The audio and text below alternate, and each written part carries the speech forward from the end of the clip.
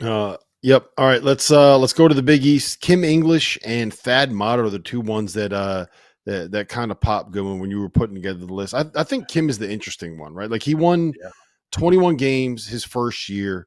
They probably should have been a tournament team. They were one of the three Big East teams that got a little bit unlucky with how many automatic bids popped up that kind of pushed them from probably being on the right side of the bubble to being on the wrong side of the bubble. It didn't help that he had to deal with 2 years of the Bryce Hopkins saga, right? Like last year, I would say that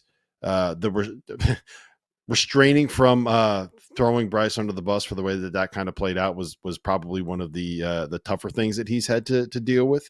But no NCAA tournaments in 2 years. It feels a little bit too early to be having this conversation, but I would also say, RC, he's got the roster this year at Providence in a conference where, I mean, it's a top 2 in the Big East, and after that, it's pretty wide open. He's got the horses to be able to finish third in that race this season, I think. And that puts this entire conversation to bed. Yeah, and I think he will. Third I think he will. You think he finishes third? I think he finishes in the top 4. Interesting. I don't love the roster as much as you guys. Who else is that good in the Big East? Who's that good, Borzello, other than UConn? Obviously, UConn and St. John's. I would put Creighton ahead of them. Third is open. I put Creighton ahead of them. Okay, that's fair. But it's not like Creighton is overpowering. I think Marquette gets the benefit of the doubt for what Shock has done there. I just kind of trust their retention.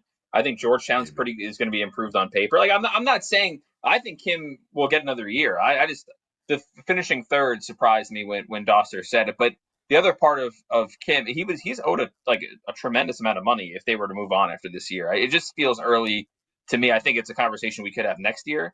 But if he does finish top 3, top 4, even top 5 in the league, we're not having this conversation at all in March, next year, at any point, anytime soon. Well, we know that the AD Knapp, stuck himself out there to hire Kim English, right, from George Mason. So he's going to protect him at all costs.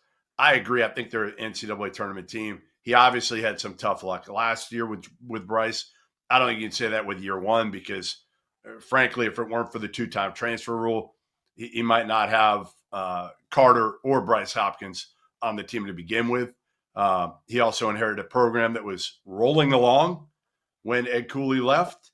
But I think they're going to be fine this year. I think they make the NCAA tournament, and I think Kim English will be just fine at Providence, and those crazy fans will, the 50% or so that I think are kind of torn on whether Kim English should be the head coach going forward, I think we'll be back on the side of Kim English after this year.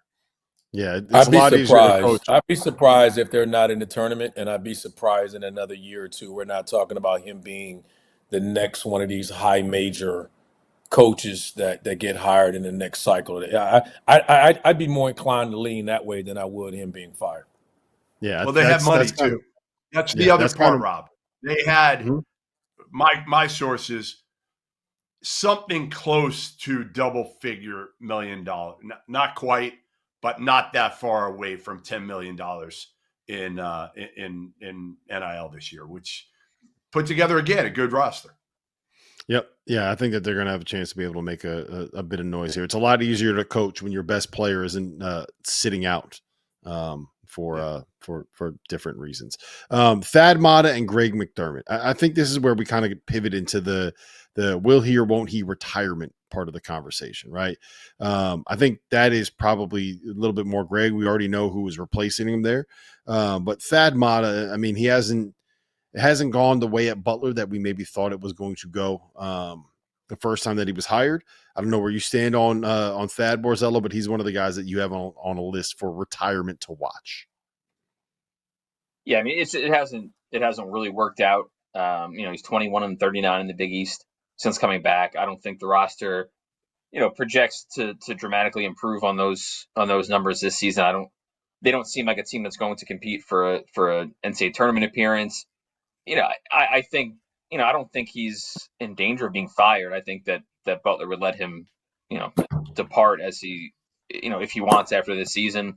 But I could see them, coming to an amicable parting of ways at some point if he wants. If he wants to keep coaching, I think he'll probably get another year. I think it's a little bit more, maybe the timeline's not as cut and dry with Greg McDermott, but, when you convince a sitting head coach that could have jumped to a different Power 5 school after what he did at High Point, Alan Huss, if you convince him to come along as your coach in waiting, I think that there is some sort of sign that, hey, this is not going to last more than another year or two. Now, he has said that, there's no specific timeline and, I want to keep coaching, but, I think there has to be something there where Alan Huss was like, okay, I'll leave and I'll go back to Creighton and I'll coach under you for a couple of years. I don't think that he's going there to coach under McDermott for 5 years. Yep, that's kind of where I'm at with it too. RC,